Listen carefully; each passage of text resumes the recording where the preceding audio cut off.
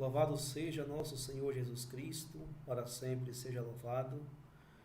Queridos irmãos, irmãs, queridos telespectadores, estamos iniciando essa nossa live. É uma realização da paróquia do Senhor Deus Menino, juntamente com a paróquia São Boaventura. Eu, Padre Wesley, aqui de Bicaraí, e o Padre Vinícius, pároco da paróquia São Boaventura em Canaveiras, estaremos conversando um pouco, refletindo acerca dessa Semana Nacional da Vida e também o Dia do Nascituro. Eu quero convidar você para participar conosco desse momento de reflexão, de aprofundamento, de conhecimento, mas sobretudo de oração. Queremos rezar e pedir a Deus pela vida, né? A nossa proposta enquanto live é buscar conscientizar as pessoas dentro da perspectiva da igreja, onde com essa Semana da Vida, a igreja nos faz refletir acerca das ameaças que a vida vem sofrendo, principalmente buscar estar em solidariedade com os mais vulneráveis. Por isso, o nascituro, aquele que ainda não nasceu e que vive sob ameaça constante pelo mundo afora e também em nosso país. Por isso, iniciemos esse nosso encontro de irmãos, em nome do Pai, do Filho e do Espírito Santo. Amém. Como no Evangelho de hoje, Jesus ensina os seus discípulos a rezar a oração do Pai Nosso, convida você para juntos chamar Deus de Pai. Pai nosso que estás nos céus, santificado seja o vosso nome, venha a nós o vosso reino, seja feita a vossa vontade, assim na terra como no céu. O pão nosso de cada dia nos dai hoje, perdoai-nos as nossas ofensas, assim como nós perdoamos a quem nos tem ofendido, e não nos deixeis cair em tentação, mas livrai-nos do mal. Ave Maria, cheia de graças, o Senhor é convosco, bendita sois vós entre as mulheres, bendito é o fruto do vosso ventre, Jesus. Santa Maria, Mãe de Deus, rogai por nós, pecadores, agora e na hora de nossa morte. Amém. Glória ao Pai, ao Filho e ao Espírito Santo. Amém. Vamos convidar agora o Padre Vinícius para que participe conosco desse momento. Boa noite, Padre Vinícius. Boa noite, Padre Wesley. Seja bem-vindo à essa nossa live. Estava aqui rezando com a comunidade que nos assiste e dizia, essa é uma oportunidade que nós estamos tendo de refletir a Semana da Vida e partilhar um pouco com os nossos irmãos, os nossos paroquianos, as pessoas que estão nos acompanhando, a importância dessa semana, refletir sobre a vida, principalmente buscar estar em solidariedade com os mais vulneráveis. Então, gostaria que você se apresentasse, falasse quem é o Padre Vinícius, a paróquia, o trabalho que você vem desenvolvendo na sua paróquia e também na diocese.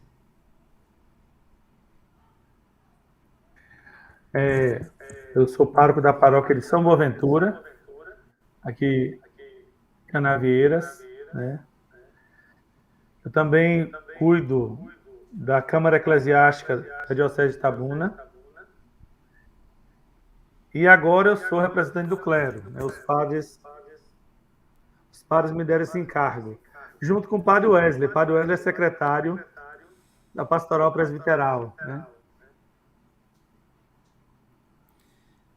Então, assim, a gente já agradece o seu sim, e é isso, nós queremos hoje, já no meio da Semana da Família, provocar um pouco as pessoas que nos assistem acerca desse tema.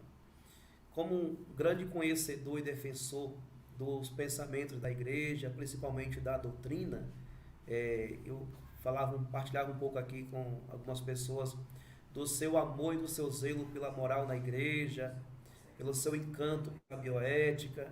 Então isso tudo nos faz entrar nessa seara onde devemos apresentar o verdadeiro pensamento da igreja acerca da proteção da vida. Então, para você, Padre Vinícius, o que significa essa semana, a Semana Nacional da Vida? Padre Wesley, na verdade, foi um apelo, né? A gente estava até conversando antes de começar essa live, que o Papa João Paulo II pede para que se fale, que se defenda a vida, né? Ele faz esse apelo na Evangelium Vitae. E aí, a partir daí, a igreja no mundo inteiro começou a meditar sobre os direitos da criança que estava para nascer, que é o nascituro. E o Brasil, a CNBB, porque é uma das conferências episcopais mais organizadas do mundo, ela criou não apenas o dia do nascituro, ela criou a Semana da Vida e do Nascituro, né? Já em comunhão com a Semana da Família, que é em agosto, aí em outubro faz-se a Semana da Vida. Justamente porque no Brasil é essa semana, porque antecede o Dia das Crianças e a Padroeira do Brasil, né? Então, aí a igreja acaba aproveitando essa comoção por defesa dos direitos das crianças e fala do direito do bebê, né? A criança que ainda está para nascer.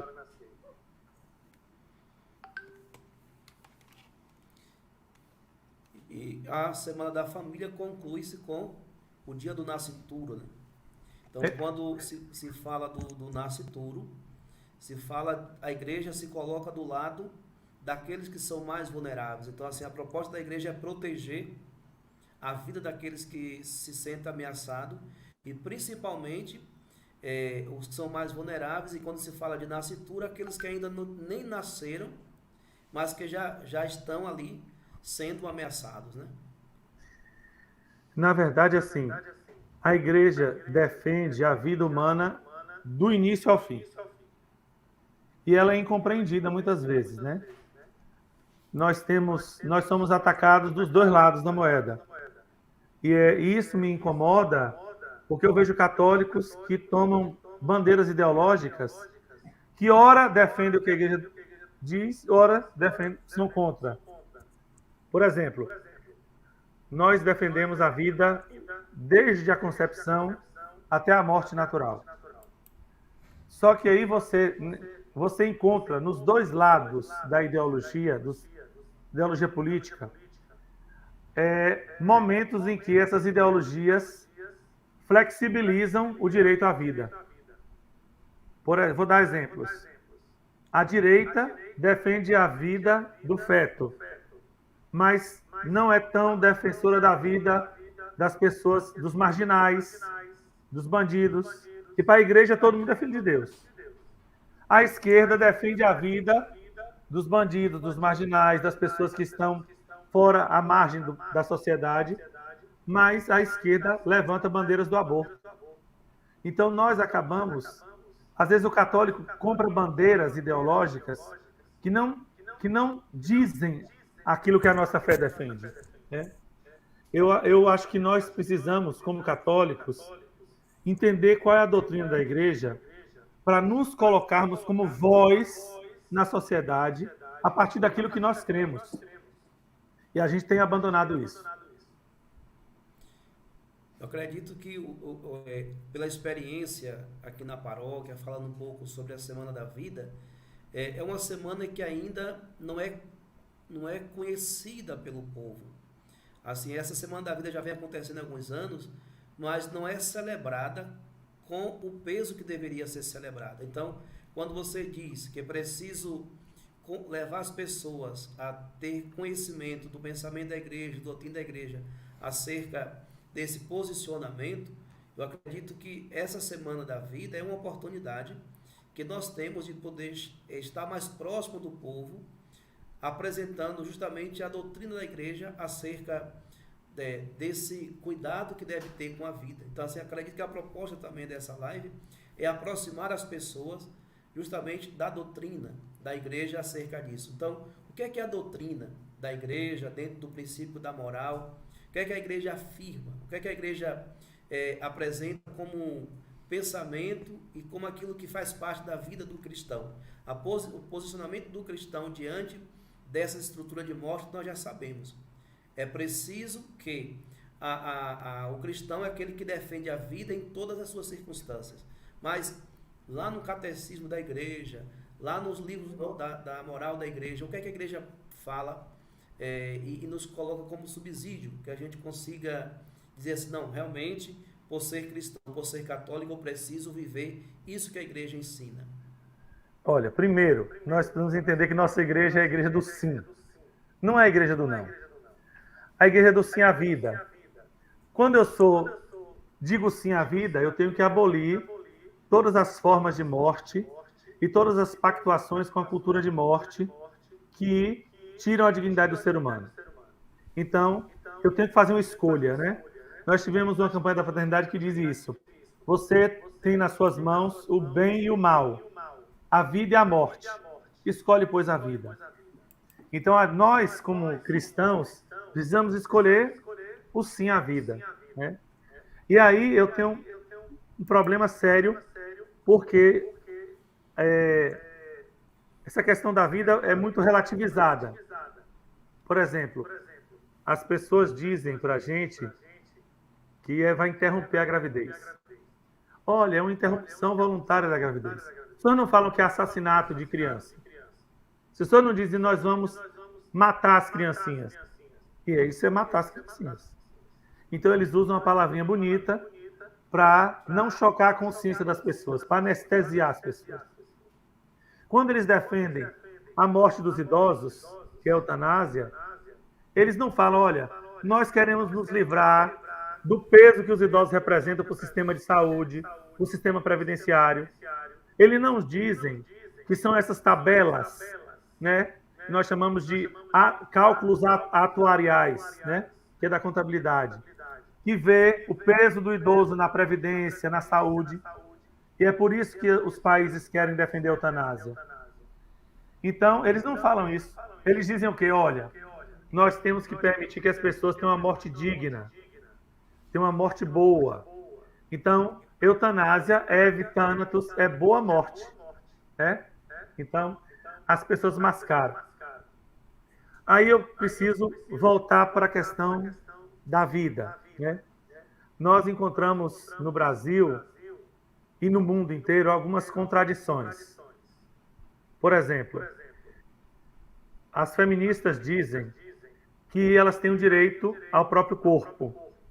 Elas têm direito ao corpo delas. O que nós queremos dizer é que elas não têm direito ao corpo do outro. Porque se a mulher defende a autonomia de si mesmo, como é que ela vai privar um outro ser da autonomia de si e ela passa a ser determinante na vida e na morte de outro ser? Então, na verdade, o discurso feminista entra numa contradição radical, porque a mulher que é feminista diz o seguinte: ela vive sob o jugo do patriarcado e a masculinidade, o masculino, essa heteronormatividade sufocam a mulher. Só que ela quer sufocar um outro ser. No afã de defender os seus direitos, ela quer suprimir o outro ser do direito à vida. Então, assim, há um problema aí.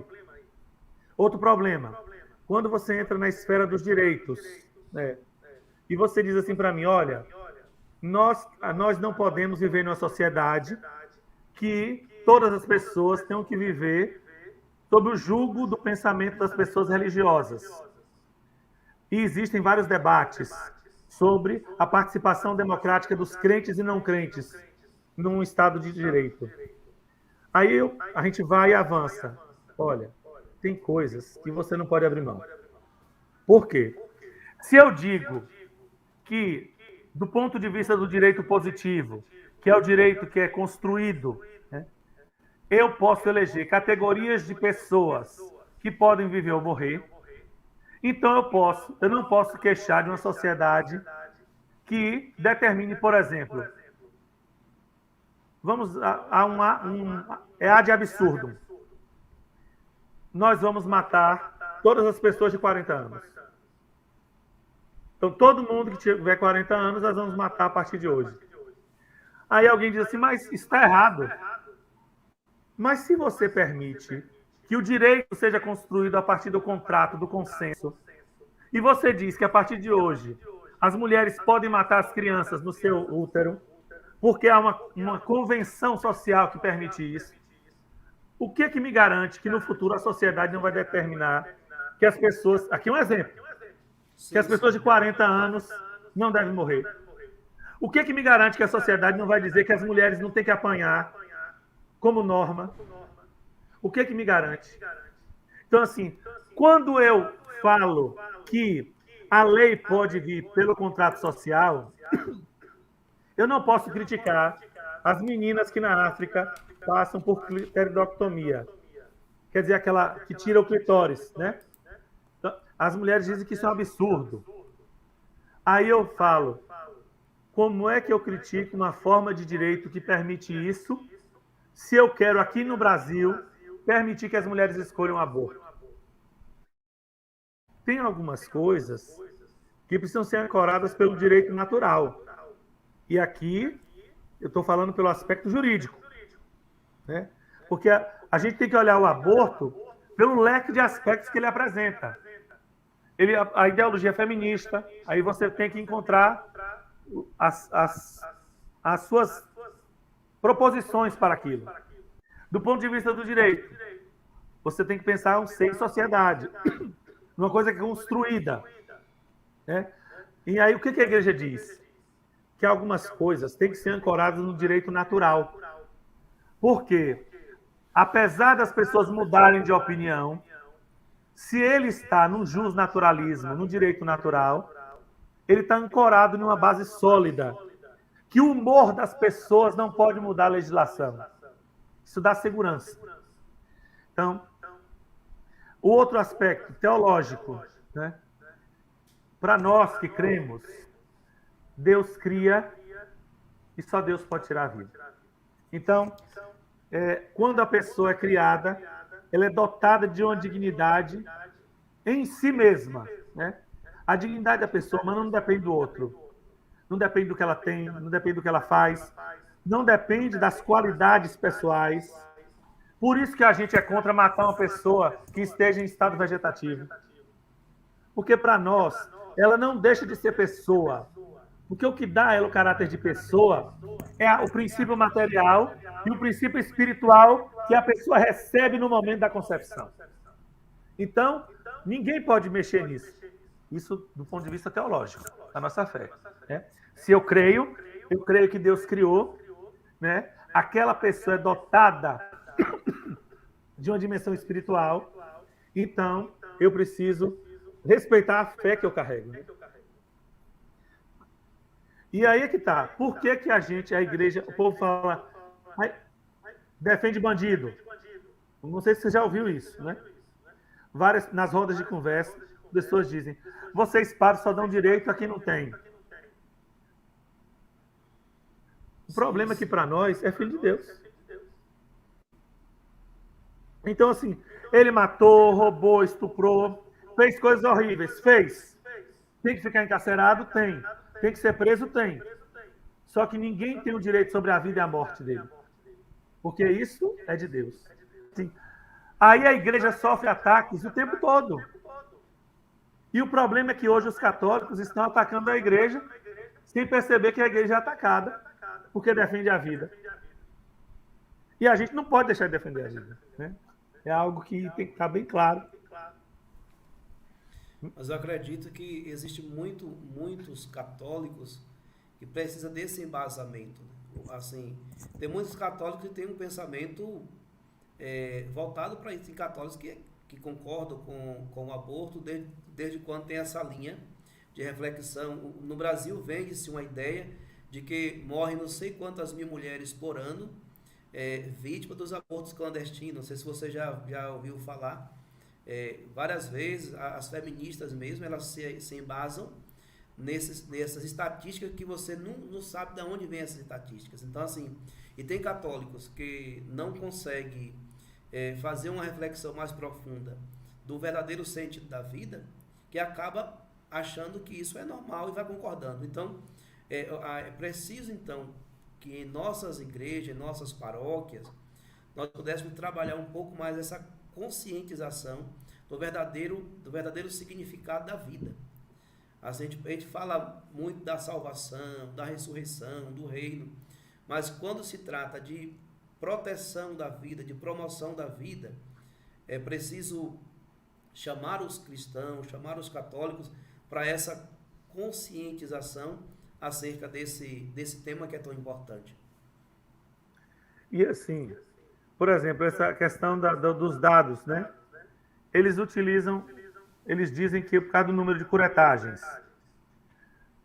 E aí, os dados que eles apresentam superam numericamente várias vezes os dados do DataSUS.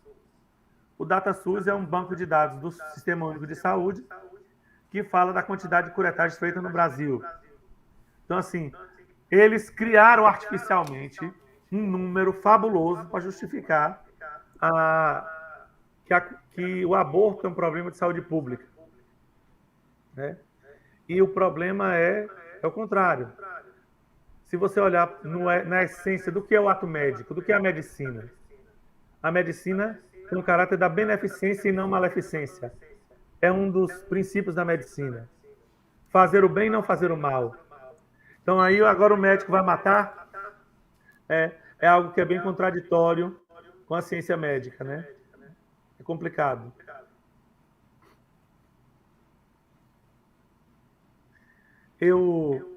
Fala, Wesley. Conclua seu pensamento.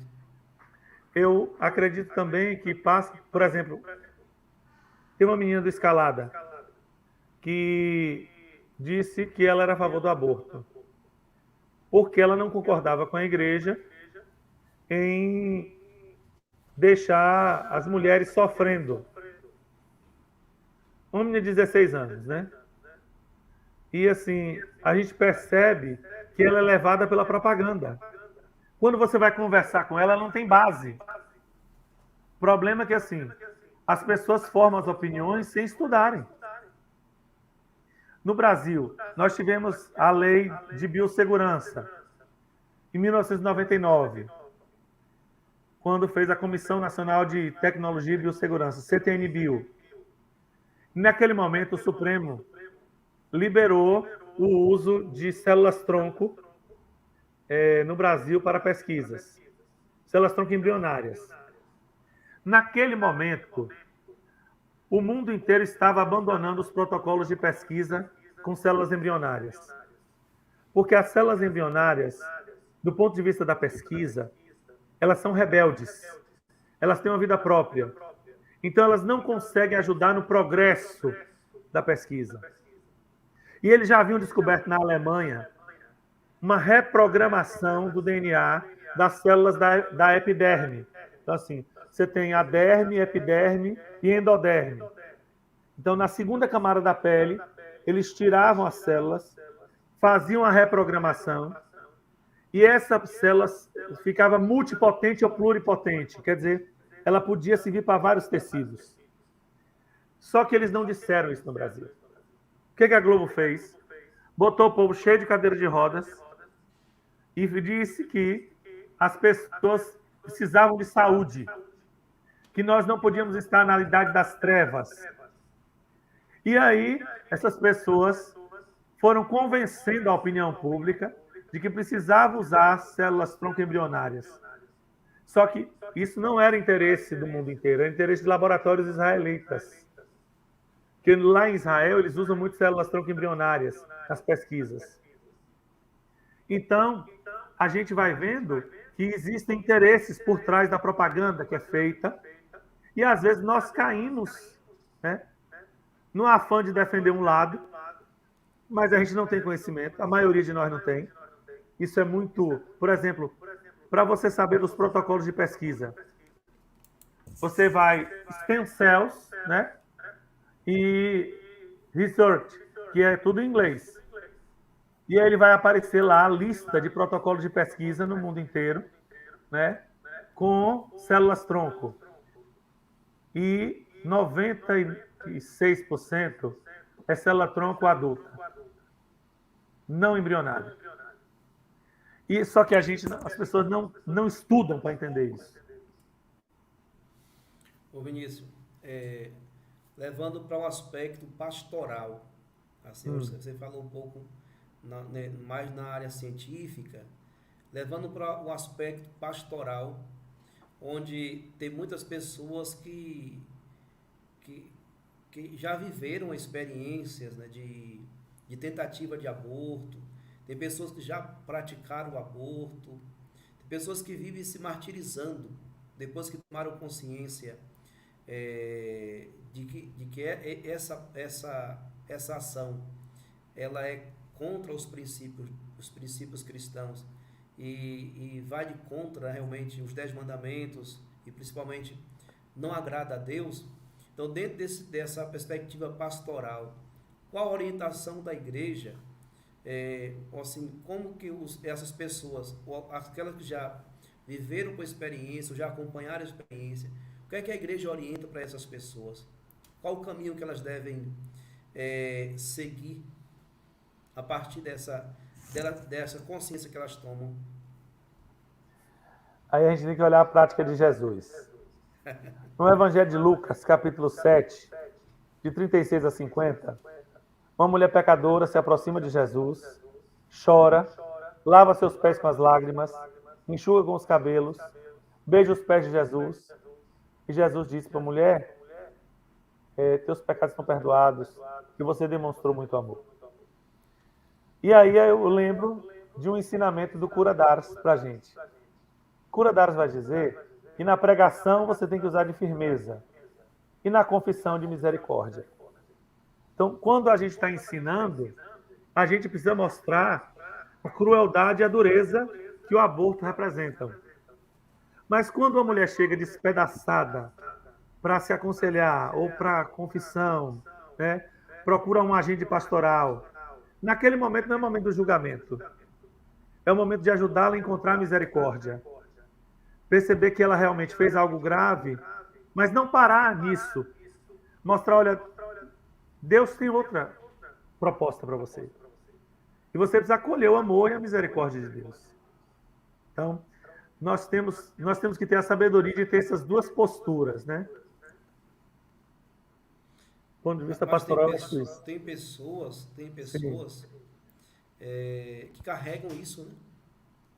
Tem pessoas que são tão escrupulosas que recebem a absolvição e permanecem ainda com esse sentimento de culpa. Como trabalhar nesses aspectos aí? Porque assim, a gente sabe que orientar, levar as pessoas até a misericórdia de Deus pelo sacramento da confissão, mas é preciso que haja um processo de cura, porque eu acredito que as pessoas que quando tomam consciência do mal que ela fez, do mal que ela praticou, às vezes, se não for bem orientada acerca da graça que se recebe no sacramento da confissão, tem pessoas que continuam se martirizando. Então, quais seriam os remédios, os fármacos, para ajudar essas pessoas a se curarem dessas marcas que com certeza permanecem, mas que elas possam viver bem? Olha, Wesley, quando você fala de consciência escrupulosa, você está falando de uma consciência doente. É uma pessoa que não evoluiu a sua consciência normalmente. Nós temos alguns problemas na igreja, porque a gente tem movimentos extremos na igreja. De um lado, o laxismo, do outro lado, o rigorismo.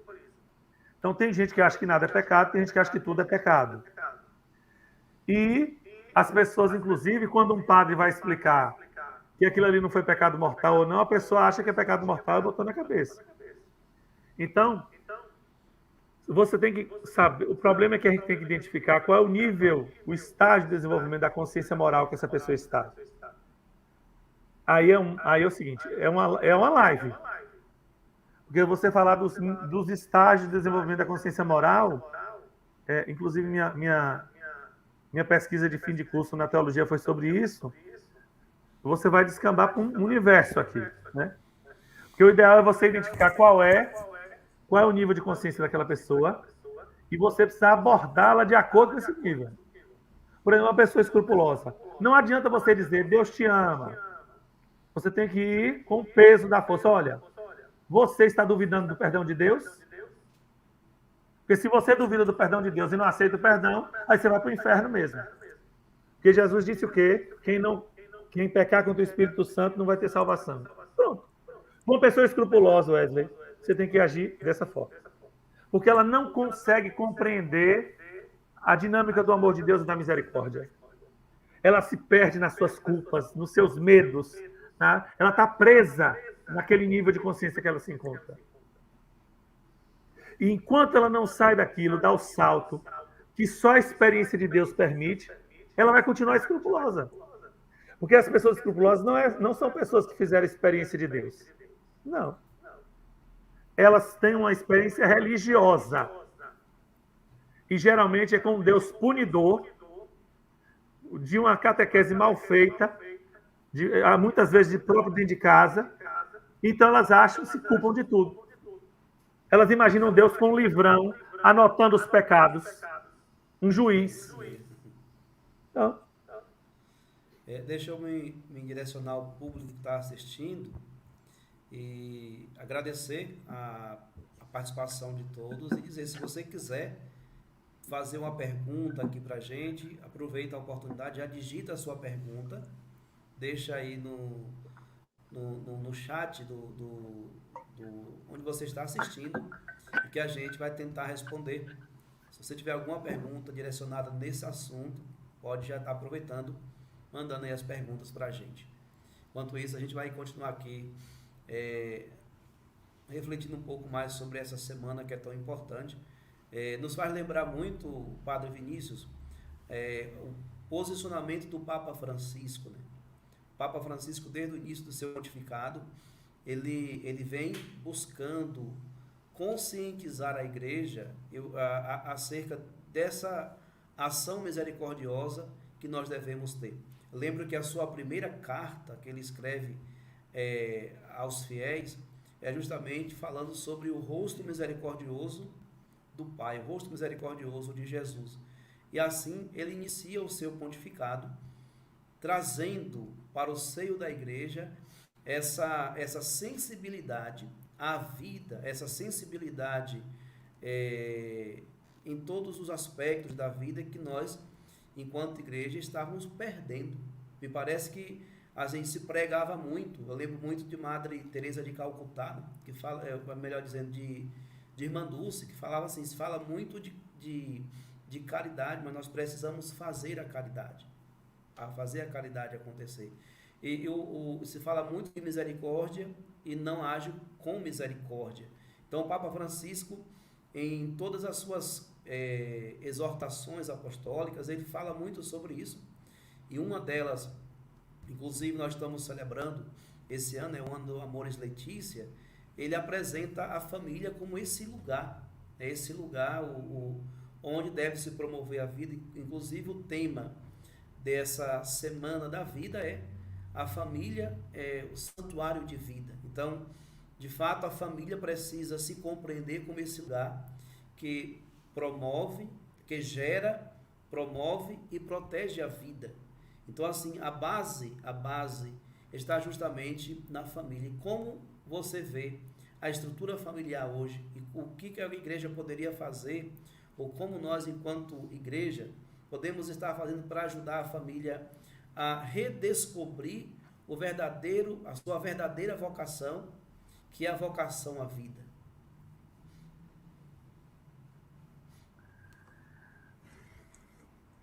Você é ótimo. Vamos provocar. Na verdade, que você faz uma pergunta que nos leva a refletir. Nós não temos respostas fechadas para isso, né? Nós temos apenas reflexões sobre a questão da valorização da família e da vida. E assim, hoje nós sentimos um esfriamento muito grande nos agentes de pastoral. As pessoas estão meio cansadas. Poucas paróquias conseguem viver a proposta da pastoral familiar na sua inteireza, com os 3 setores: pós, pré, casos especiais. Então, assim, a gente não consegue hoje em dia articular bem uma ação de pastoral familiar eficaz, como é proposta no diretório, né? As pessoas não conseguem.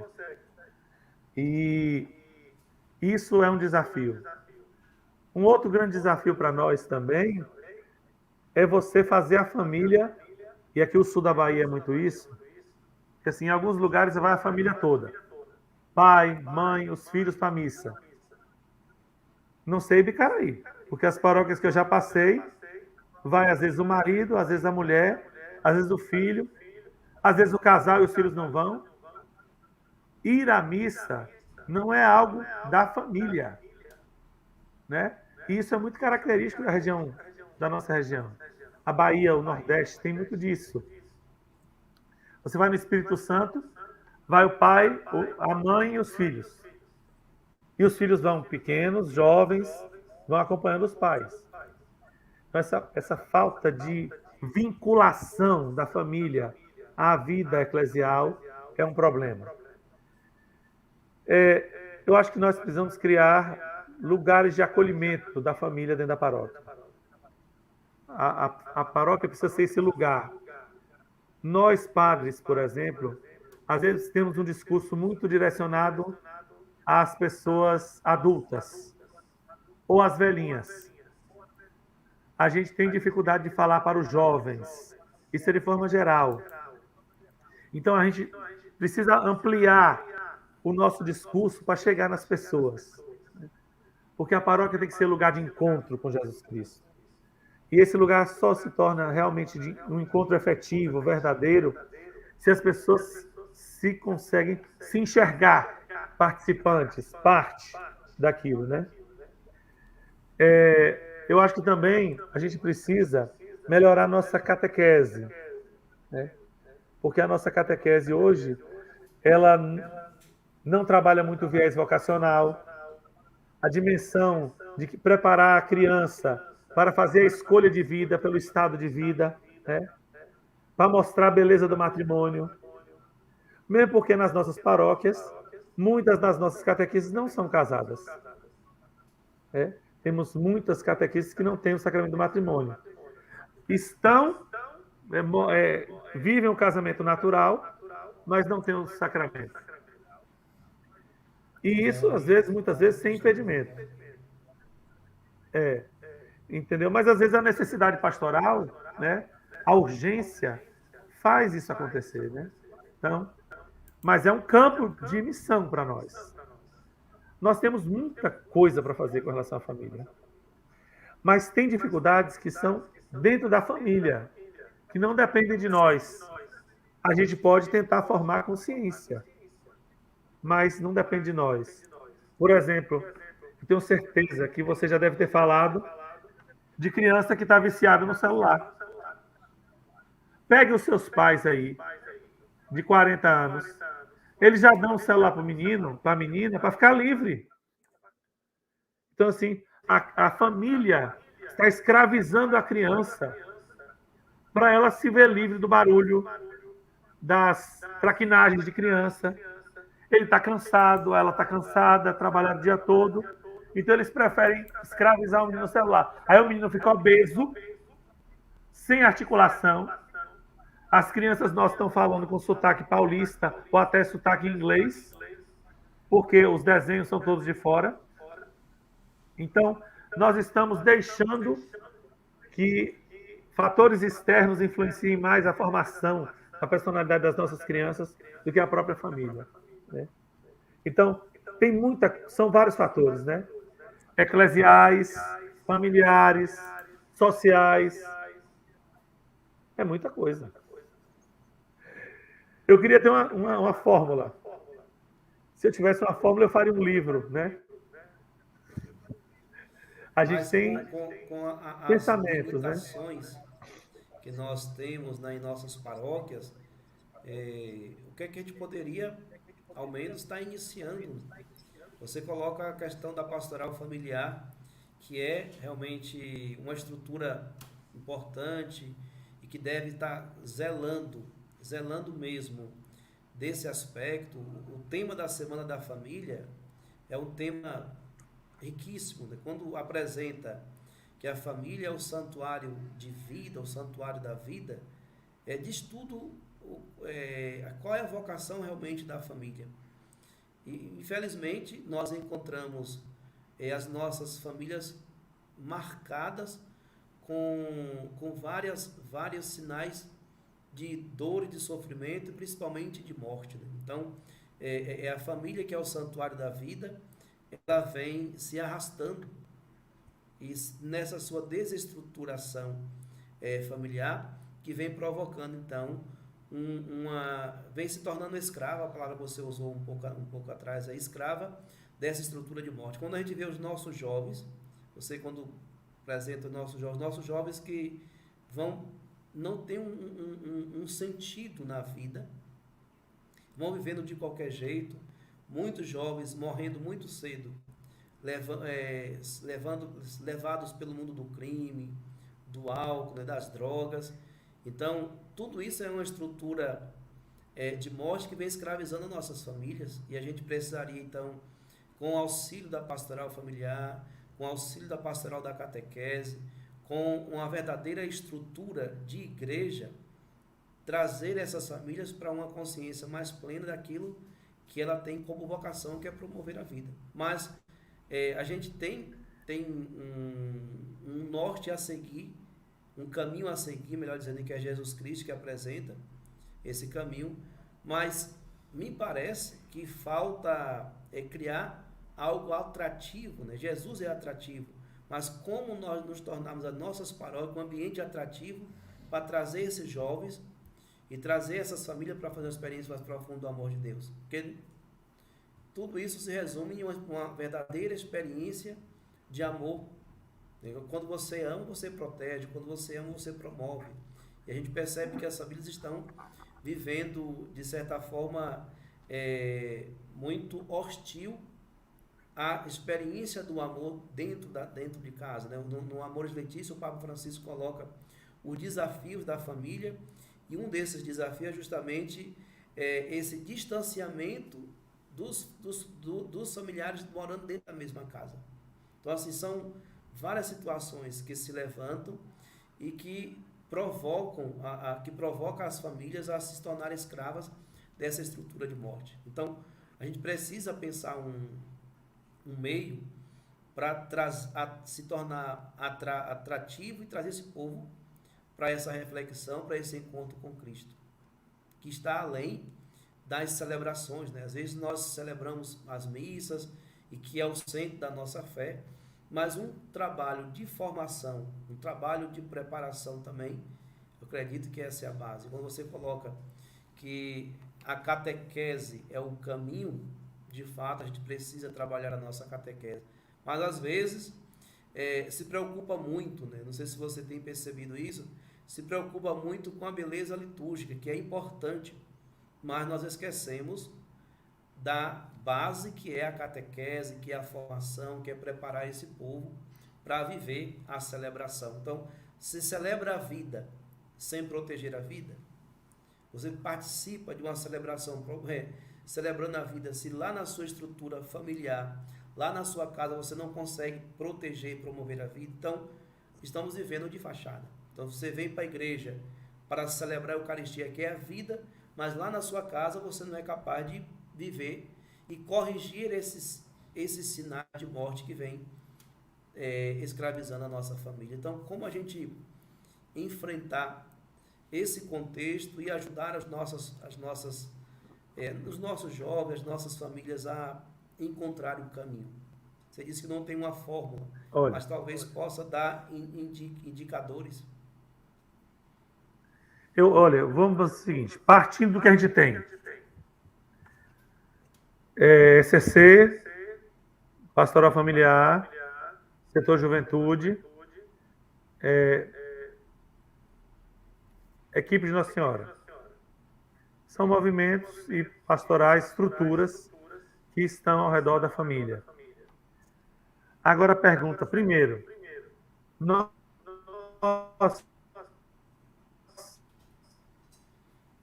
precisamos, o povo simplesmente reza o Pai Nosso e Ave Maria e acha que é oração pessoal. E a gente aprende no seminário que a oração por excelência é a Lécio Divina. Então, assim, nós estamos ensinando o povo a rezar com a palavra, a mergulhar na riqueza que é a palavra, fazer as pessoas entenderem que é preciso dialogar com Deus. Então, eu não consigo fazer um crente de verdade, uma pessoa que crê, se ela não dialoga com Deus.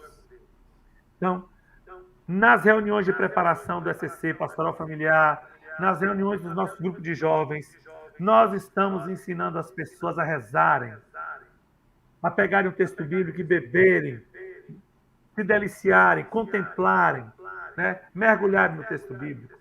Então, a primeira coisa é fazer a pessoa entrar na vida de oração. Nós chamamos isso na catequese de mistagogia. Pois é. Segundo passo, nós precisamos fazer com que aquilo que a gente tem aconteça. Por exemplo, Wesley, muitas de nossas paróquias, as pessoas não fazem o segundo temário do ECC. O terceiro é mais raro ainda. Porque a gente se preocupa muito em quem está no primeiro ano. Só que o primeiro ano, o primeiro temário, só fala de família. O segundo temário que entende o que é ser igreja. E o terceiro temário que entende a igreja no mundo.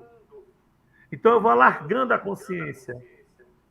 Só que isso não é priorizado. Então, a gente tem um bocado de liderança, de coordenação do ECC, que todo ano trabalha, e trabalha muito, e trabalha bem, mas que não compreende a igreja. Outro fator, né?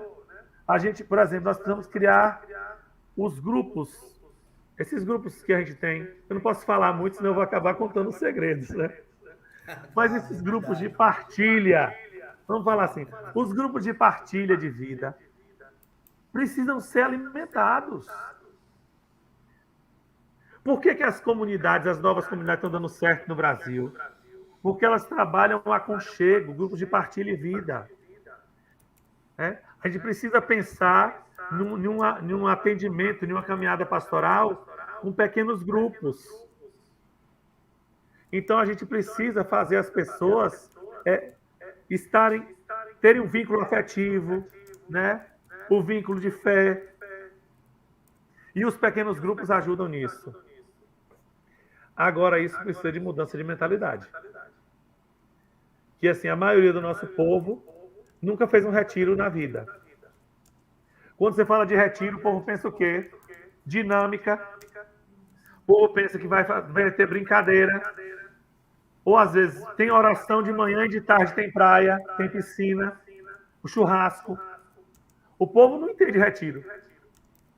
Né? Então, assim, nós, como protagonistas, uns dos protagonistas da ação pastoral, precisamos fazer as pessoas irem para águas mais profundas. E aí é um ponto de partida. Aproveitar o que a gente tem. Porque o que o Papa Francisco faz? Ele pega as riquezas da igreja e mostra. Aí o povo fica dizendo assim, esse Papa trouxe novidade. Papa Francisco nunca trouxe uma novidade. Ele fala coisas do catecismo, estão lá escritas no catecismo, só que a gente não lê. E quando vê o Papa falando, pensa assim, olha que coisa nova. Não. A nossa igreja é riquíssima. Ela tem coisas antigas e novas. A gente precisa pegar o baú, remexer o baú, porque tem muita coisa bonita aí dentro da igreja.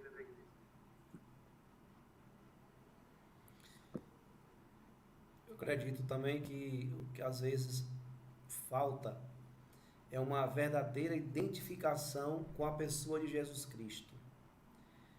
As pessoas rezam, celebram, mas falta essa identificação com a pessoa de Jesus.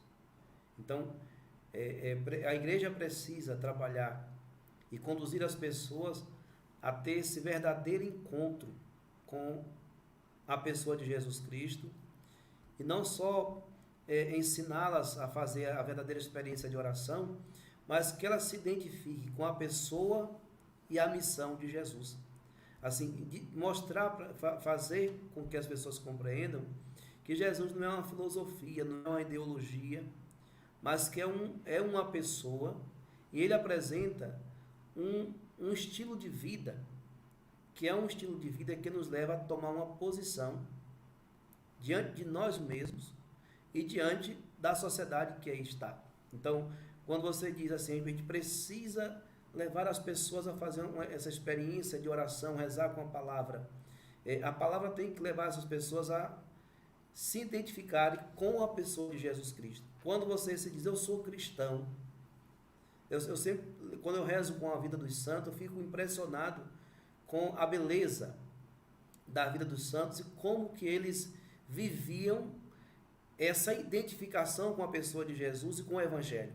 Então, os santos, eles vivem de maneira tão profunda, eles encarnam de maneira tão plena o Evangelho, que de fato se tornam para o mundo aquilo que todos nós, os cristãos, devemos ser. Um farol que ilumina as realidades que aí estão.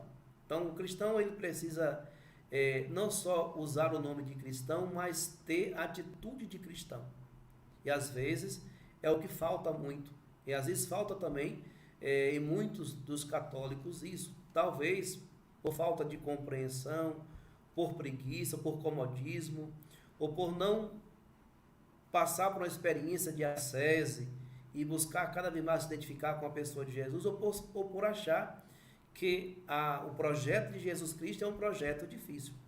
Porque muitos discípulos abandonaram Jesus quando Jesus diz, pega a sua cruz e me siga.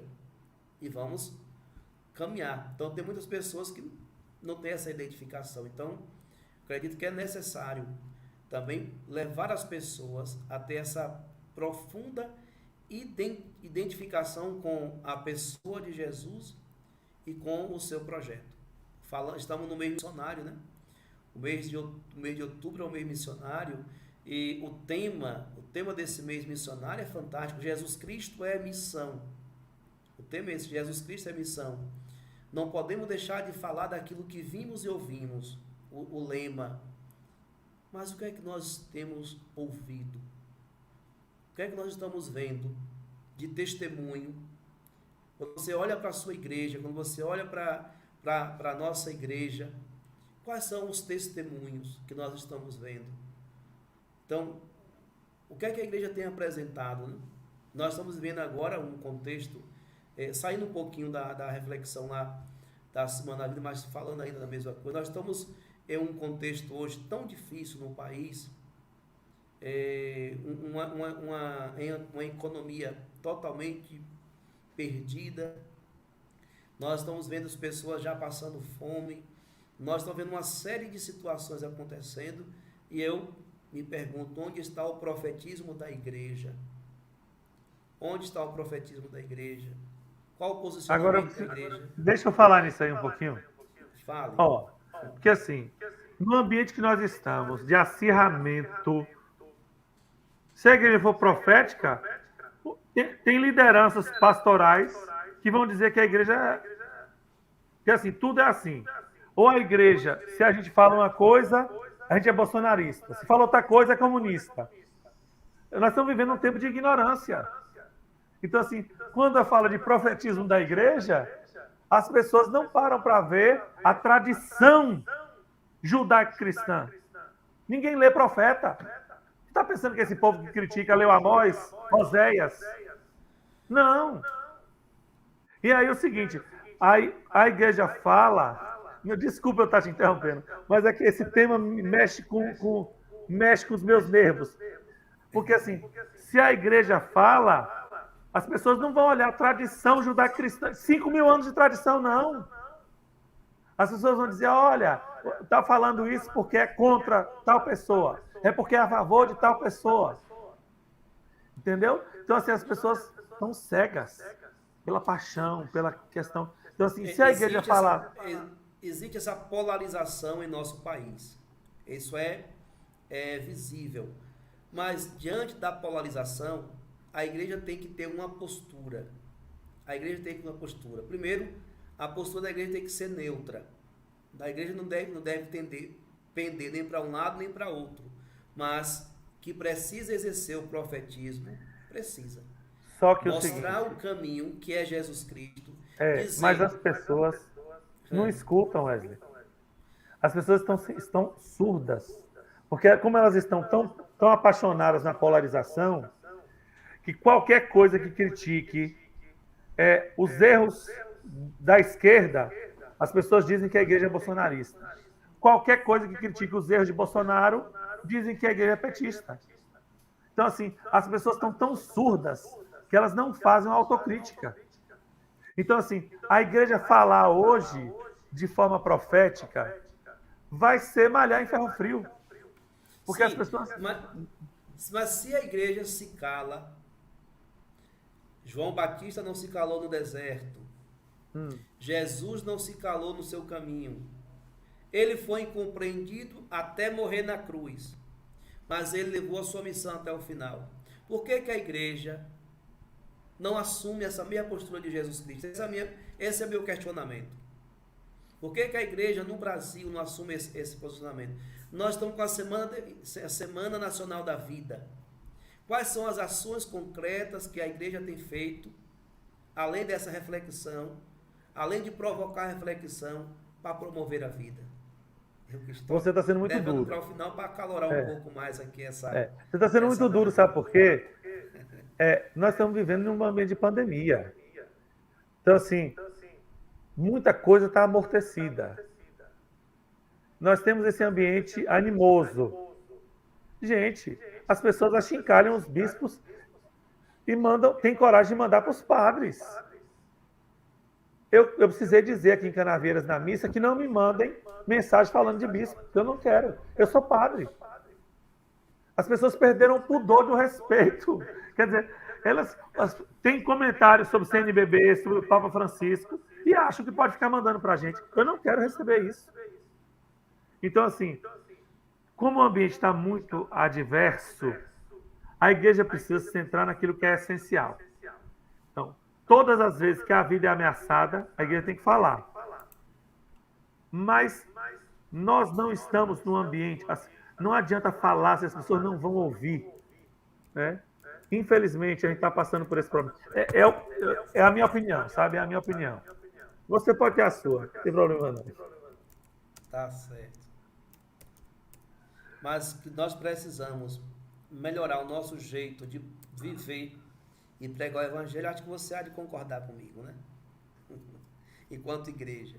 Eu sinto a igreja morna, fria, diante de tantas agressões à vida que nós estamos vivendo na estrutura do mundo de hoje, na estrutura da sociedade de hoje, e a igreja se reúne dentro dos seus tempos para rezar. Olha, é preciso que essas situações nos incomodem e que a gente possa fazer alguma coisa. A igreja precisa, eu acredito que a igreja precisa fazer alguma coisa. Aí nós temos que diferenciar dois polos. A igreja como instituição, como igreja, a igreja católica, apostólica, ela age no mundo e, por exemplo, você vai vendo vários acordos sendo feitos a partir da diplomacia de Francisco e que o Vaticano tem sido colocado como ponte para diálogo em conflitos, em problemas das nações, né? O Vaticano tem se pautado, a igreja tem aparecido nas discussões. Se as nossas paróquias não conseguem ter a mesma capacidade de articulação que a Igreja Universal tem, a Igreja Universal, você está entendendo? Estou falando do pontífice, né? A gente fala de Igreja Universal, o povo já pensa em outra igreja. Mas a gente precisa realmente, às vezes nossas paróquias precisam aparecer mais, ou as nossas dioceses precisam aparecer mais. Se você me fala que a Igreja do Brasil tinha um papel e aparecia mais na década de 80 do que hoje, é notável. Notório isso. Notório. Que a gente perdeu diálogo com a sociedade. Nós estamos muito fechados. A gente está parecendo caranguejo, dentro do buraquinho, dentro da toca. É preciso alguém de Canaveiras para tuquear o caranguejo, né? Tirar o caranguejo lá de dentro. Aí, você está fazendo isso, né? Estamos tentando provocar essa reflexão. E olhe, que eu estou sendo moderado aqui, viu? Era o contrário. Eu estou pensando. Vinícius, para concluir a live, eu queria que você falasse um pouco.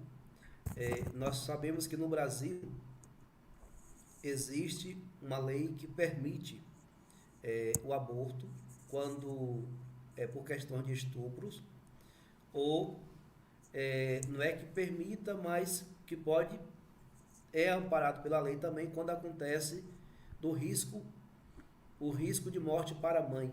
Que você deixasse mais claro qual o posicionamento da igreja, como interpretar como que a igreja interpreta essa lei e como a gente devemos interpretar enquanto cristãos. Olha, bem direto. Bem direto. Com relação ao estupro, a igreja não consegue compreender que um mal deve ser combatido com outro mal. Então, assim, o mal feito àquela mulher não é sanado por outro mal. E mesmo porque, do ponto de vista psíquico, toda mulher que faz o aborto, ela elabora o luto. Ela passa por um processo de elaboração de luto. Pode não ser na hora, pode ser daqui a 10 anos, 20 anos. Tem um momento que a mulher passa pelo processo de elaboração de luto.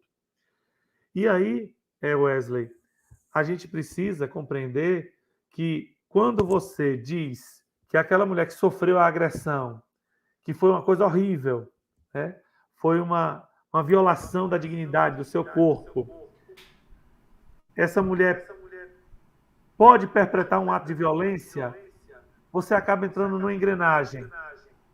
O ideal seria fazer um acompanhamento para ajudar essa mulher a perdoar a criança, que realmente é traumático, né? Mas, do ponto de vista de fé, o mal não pode ser combatido contra o mal. Então, não é porque eu sofri uma violência que eu vou ter direito de impetrar uma violência contra outra pessoa. Com relação a risco de vida, nós chamamos aí de aborto putativo ou aborto indireto. Quer dizer, você não quer o aborto. Você está com gravidez ectópica, que é a gravidez nas trompas de Falópio. Então, vem o óvulo e vai descendo, né, até chegar no útero. Só que aí, às vezes, nessa descida, ele para no meio do caminho. E ele gruda no meio do caminho. Esse ato de grudar chama nidar. Então, ocorreu a nidação na trompa. Essa gravidez tubária, né, ela gera um risco para a mulher. Porque se o embrião não descer, pode estrangular a trompa, gerar uma hemorragia e a mulher morrer. Então, o que a igreja diz? Que o profissional da medicina tem que tentar salvar os dois. Se conseguir salvar os dois, maravilha. Mas se, tentando salvar a mãe, ocorrer a morte da criança, sem ter desejado matar a criança, foi algo que ocorreu, assim, em decorrência do processo de defender a mãe. Esse aborto aí é um aborto que não foi querido, né? A gente chama essa lei de duplo efeito, que foi adotada por Pio XII e entrou no magistério da igreja. O mal não foi querido, né? Há uma proporção entre o mal e o bem. O mal é apenas tolerado. Então, nesse caso aí, tanto o profissional quanto a mãe que passaram por esse processo do aborto indireto, elas não cometeram pecado. Desculpa, gente. Outra forma, você tá com câncer, né? E você vai fazer a quimioterapia. E aí a criança, o feto é expulsado. Você não quis matar a criança, mas você precisa salvar a vida da mãe. A mãe está com câncer, se não fizer a quimioterapia vai morrer. Aí alguém disse assim, mas padre, tem mães que querem fazer a criança viver e não fazem a quimioterapia. Mas aí um heroísmo evangélico. Eu estou falando de uma situação normal. Porque o heroísmo é o que o nome está dizendo, é heroísmo. Eu não posso exigir que todo mundo seja herói. Esses atos heróicos pelo Evangelho, né, são decisões dos santos, dos místicos da igreja. Então, no normal, a mulher que vai lutar pela sua vida, tem filhos pequenos, né, tem que cuidar dos outros filhos, ela vai lutar pela vida. E aí, na quimioterapia, o feto é expulso. Essa mulher não pode ser penalizada pelo aborto, porque esse aborto foi apenas tolerado. Ele não foi querido em si mesmo. Eu não sei se dá para entender a diferença, né? Não, acho que ficou claro. Agora, só em poucas palavras, o posicionamento da igreja diante disso. Eu sou meio ortodoxo, né? O aborto pelo estupro, a igreja considera pecado. Sim. O aborto com essa tentativa de salvar a vida da mãe, Não. a O igreja também aborto é considera pecado. Você tem que né? mudar a palavra. O aborto é pecado. Então, assim, se eu chegar com uma mulher grávida e dizer assim, olha, eu tenho que fazer o aborto foi querido em si mesmo e é pecado. Sim. O aborto não pode ter sido querido em si mesmo, é o que a igreja diz claramente. Então, se você está com a gravidez tubária e você diz, vamos fazer o aborto para salvar a mãe, aí é pecado. Não, você tem que salvar a mãe. E tentando salvar a mãe, o aborto foi apenas suportado. O aborto foi uma causa secundária. Sim. Se você falar, olha, eu permito o aborto para salvar a mãe, não é. Porque você não pode trocar uma vida pela outra. É isso que eu Então, queria assim, que. e isso teve um problema em Itajuípe, né? Um colega nosso foi dizer para o povo que podia abortar. Eu disse para ele, não pode abortar. O que pode é tentar salvar a vida da mãe.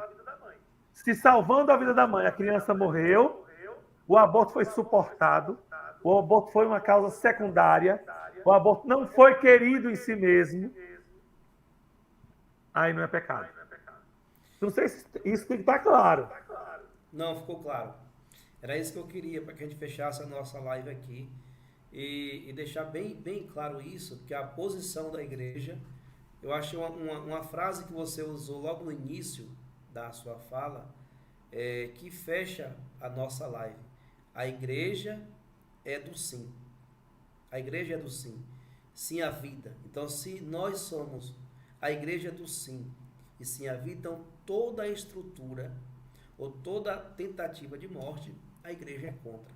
Obviamente que na Semana da Vida, refletindo vamos celebrar o dia do nascituro, obviamente que essa realidade aí da tentativa de morte para os nascituros, né? Aquele que ainda não nasceu, a igreja é totalmente contra. Então, a síntese da nossa live se resume justamente nisso aí.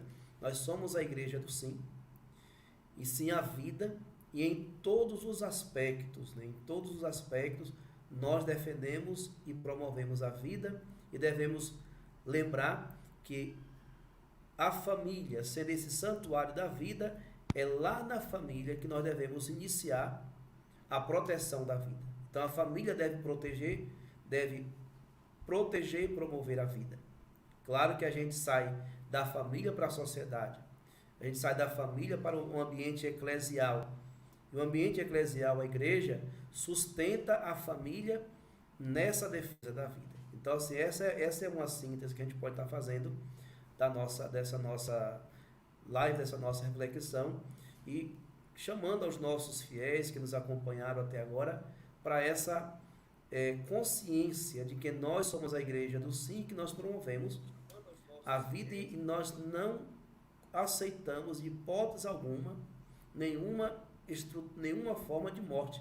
Quando você colocava no desenvolver dos seus pensamentos e exemplificando com os bandidos, né, as pessoas que